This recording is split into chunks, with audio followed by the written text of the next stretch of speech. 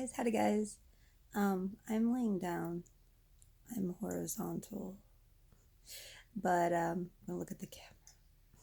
So, uh, it's come to my attention with family being here. My voice is actually like so. If I, my voice is nope, made it worse. My voice has left me. I don't know why. I have no idea why my voice has decided to just bail on me. Like, cause if I stay low in my chest, it's fine. But as soon as I try to get a little bit higher, and I try to do like if I try to do like the Apple voice, like my dog was like, "Hi, my name is Apple." Nope, it's like totally gives out. But it has come to my attention with family here and that sort of thing, with like the packing and everything like that, and us, making meals and sitting all together. That I am not eating nearly enough as I should be. So, a little backstory with me is that I graduated college May 2019, yes. Um, so I got, so Christmas, December 2018, right before Christmas, I got sick. Like I got like the stomach flu. Um, and I got emesis. This is that sort of thing. Um, Basically, it's just a little stomach flu, but I don't really even know that it lasted like 3 days. And then I went, like, I literally was still like sick, but like I was recovering. And Wyatt and I drove down to Orlando, Florida to spend Christmas Day and New Year's, 2 weeks. You can probably hear my family yelling and stuff like that, but they're not yelling. They're just we're all just a loud people. That's probably why my voice is gone. But so um, so I'm like giving you this whole backstory because I feel like this is all connected here. So when we got there, um, Wyatt got sick. Basically, had getting the same like little like 3 day bug, or maybe 2 day bug. He went through it. He like busted through it like way faster than I did. Um, so but yeah, like fever, stomach thing, everything like that. And then while we were in the parks, I had what I can only assume is the first series of panic attacks I've had in my life. I've always had been prone to anxiety. I've always been an anxious child. I've always been prone to panicking, but a panic attack, what I consider a panic attack at the very least, where my brain is convincing myself, my consciousness, and the rest of my body that I am in mortal danger. Happened while we were at Disney in Epcot and all the different places. And my panic attacks happen a lot in relation to the idea that I may or may not get sick, and they are linked a lot. My anxiety is really linked to my stomach issues. So I've been having stomach issues. So every time that my stomach was hurting, I thought I was going to get like my stomach flu was going to come back. Like I had given it to Wyatt and Wyatt to give it back to me. It wasn't until after we got home. Well, so that and that was the craziest thing is that Christmas Eve we were in Magic Kingdom, and that's when Wyatt proposed to me. This was before the panic attacks, and that very same day Wyatt got sick. So it's like a fun like little story, and I probably told it on stream or something like that. Where so like everybody in his family was giving him like jokes and everything. Like he made himself so nervous, he made himself sick. When in reality, like I gave him a little bug, and I feel terrible about it. But he proposed to me on the Winnie the Pooh ride, which is always it's there's so many people like there's it's so loud. This is why my voice is gone. I know now why my voice is gone. It's because we're all so freaking loud. Um, so but to make a long story kind of a little bit shorter, so basically I got back. My stomach issues were continuing. I was having more stomach pain. I was having more nausea. I kept going to the doctor, and they're like, "Oh, you're just nervous. Oh, this and that, and this and that." And they finally got me into for an ultrasound. It's like, "Oh, you got gallstones," and it was like, "Okay, yeah." So knowing that it was like knowing what it was, going that it was gallstones, made my anxiety a little bit better because whenever I would have pain, I knew what it was. I knew what it was from. So having an explanation for where it was coming from, lessen the anxiety and that sort of thing. And when I would get nauseous or anything like that. So I knew what foods to avoid. So I had my gallbladder taken out. But then my stomach issues continued. And so at this point, with all of the tests and everything that they've done, there's literally nothing physically wrong with me, except for the fact that in my family, we're just sensitive to certain foods, and that my anxiety is directly linked with food. And the idea, like, not even the idea of, like, it's like I can't, it's hard to explain. I mean, it's not hard. I don't eat. I've gotten to the point where I don't eat because I don't know how my body will react to the food. I don't know how my body will react to the food.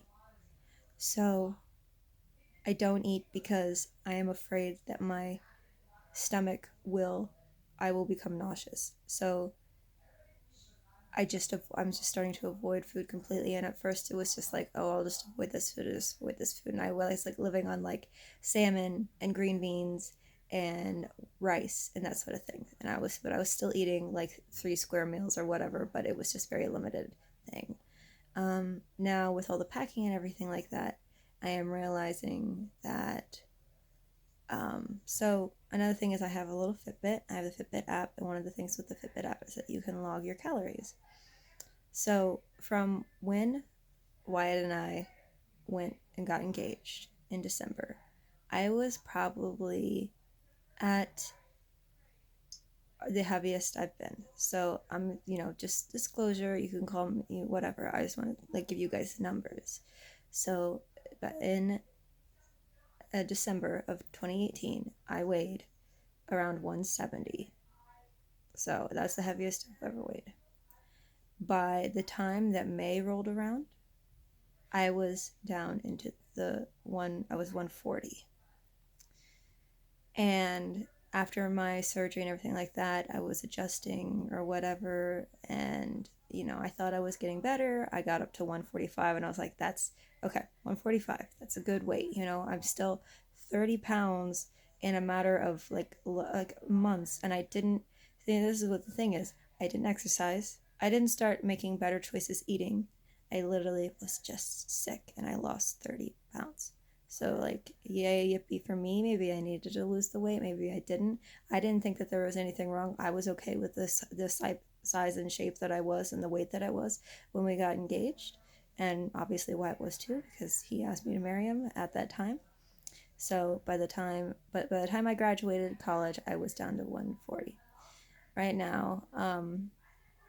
So then over the summer, I was we started going back. I started going into therapy and everything like that, and I started weighing myself, and I'm like down to 135, and I was like, okay, well that's only 5 pounds lower than 140. That's really not that bad. It's probably just me, being more active and getting up more and going out more and so that sort of thing. I really don't go out that much at all. So I've been going out more, like no, I've been doing more things around the house for summer and to get ready to move and all that sort of thing. And I've been doing more with my own art stuff and that sort of thing. And you think that doesn't really like burn calories, but it does like get me up and moving and like stressful and whatever. But it's more than me just like laying in bed like I am right now, which was what I was doing when I was like really sick. I would just basically be in bed all day. So but now with family here and us having more structured time or structured meals and everything like that, I'm realizing how little I've eaten. And with the Fitbit app, I've been logging the food that I've been eating, which I thought was good. I was like, okay, yeah, today I did good. I had a really good amount of food and my tummy feels great. But looking at like the average, I've been averaging about 800 calories a day.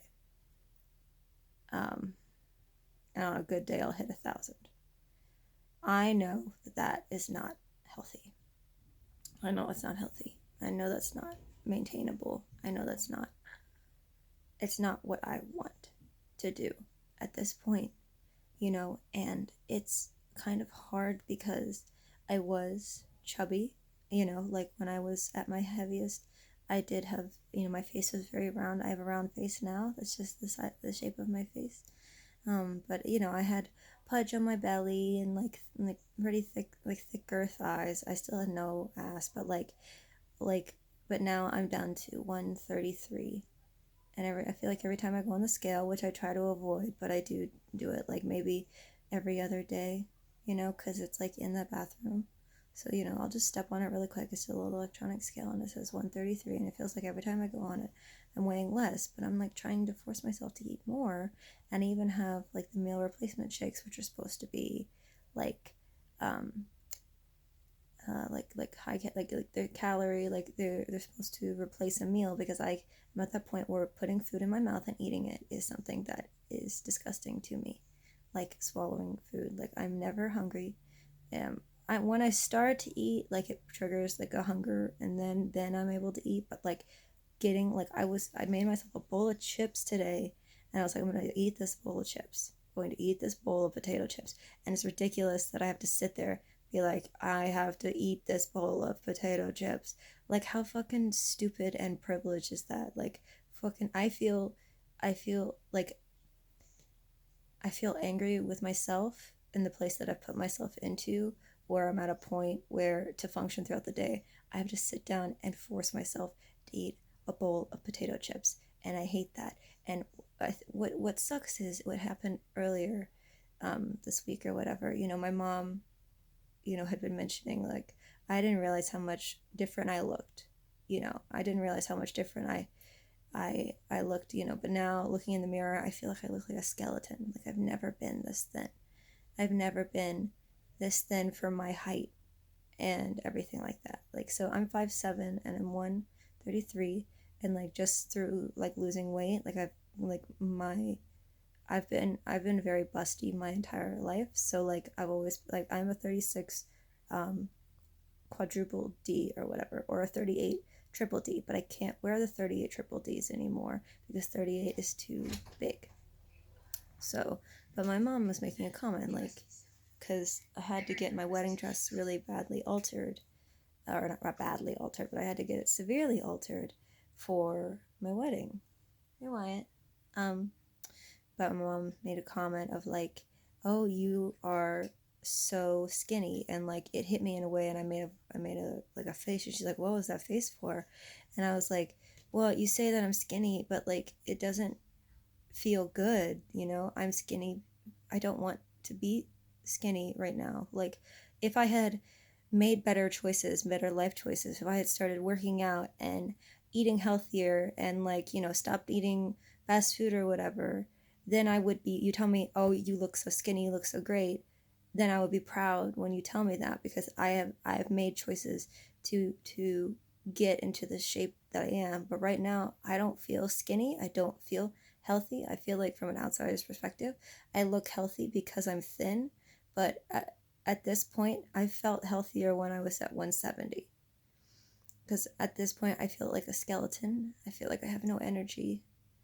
And I think a lot of it is because I'm not eating. So I'm like making a video. I don't know why, but it's just something I'm doing now with the vlogging thing.